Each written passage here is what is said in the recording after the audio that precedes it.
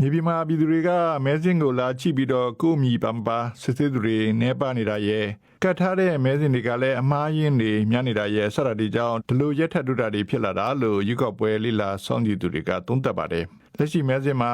နေရပြောင်းရွှေ့သွားသူတွေတဆုံမိသားသူတွေရဲ့အမိစင်းတွေပါနေပြီးတော့ရွေးကောက်ပွဲကုစလောင်းတချို့ရဲ့အမိစင်းတောင်မဲစင်းမှာပါမလာတာတွေရှိနေတဲ့အကြောင်း BBC ကစုံစမ်းသိရပါတယ်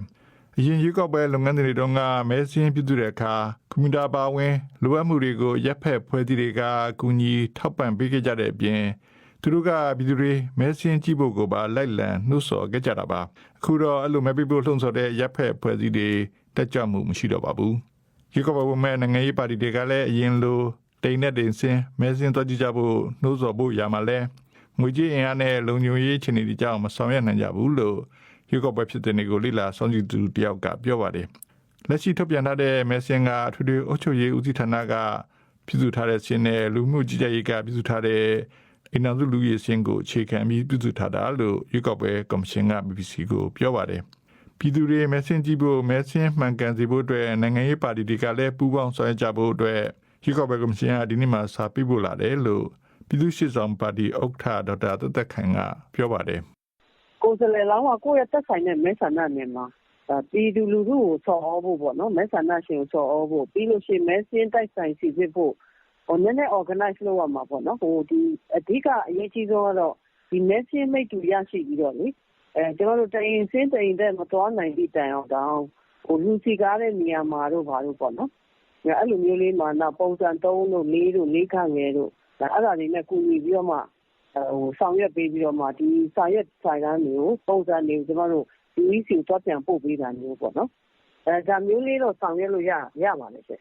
မဲစင်းတွေတနက်ချီမှားရင်ပြီးတော့မဲတမာမှုတွေရှိတာကိုမဖြေရှင်းမဲ့နိုင်ငံတော်အာဏာကိုအတ္တမရယူဖို့လုပ်တာကြောင့် NLD ဆိုရကိုဖြုတ်ချပြီးတော့အာဏာသိမ်းရတဲ့အကြောင်းစစ်ကောင်းဆောင်ကအမြဲပြောလို့ရှိပါတယ်စစ်ကောင်းဆောင်ဦးဆောင်တဲ့စစ်ကော်မရှင်ကဦးစီးပြမဲ့အခုရွေးကောက်ပွဲအတွက်ပထမကြိမ်မဲစင်းတွေပတ်သက်ပြီးတော့အမှားတွေများနေတယ်လို့ပြည်ခိုင်ဖြိုးပါတီနေပြည်တော်ပြည်တော်သူနယ်မြေဥက္ကဋ္ဌဦးလဆွေကပြောခဲ့ပါတယ်ရွေးကောက်ပွဲကော်မရှင်ကတော့ပြင်ဆင်ထားတဲ့မဲစင်းတွေကိုနိုဝင်ဘာလထဲမှာထပ်ပြီးတော့ကြီးညာမယ်လို့ PC ကိုပြောပါတယ်ဒီရွေးကောက်ပွဲပေါ်ပြည်သူကစိတ်ဝင်စားတဲ့အကြောင်းရင်းတွေက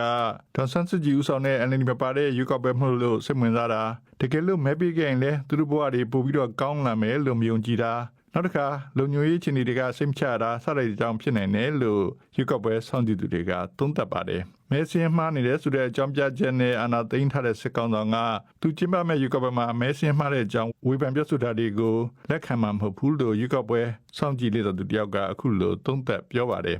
ဒီအာဏာသိမ်းတဲ့သူကြောင့်ဟောတာချက်ကိုယ်တိုင်ကမဲစင်းမှားလို့အာဏာသိမ်းနေဆိုတာမျိုးနဲ့သိငယ်တာဆိုတော့ဒီတစ်ခေါက်သူတို့မှားတော့သူတို့ကအရင်2020မဲစင်းတဲ့မှန်တယ်ဆိုတဲ့ဟာကိုပဲသူတို့ကတော့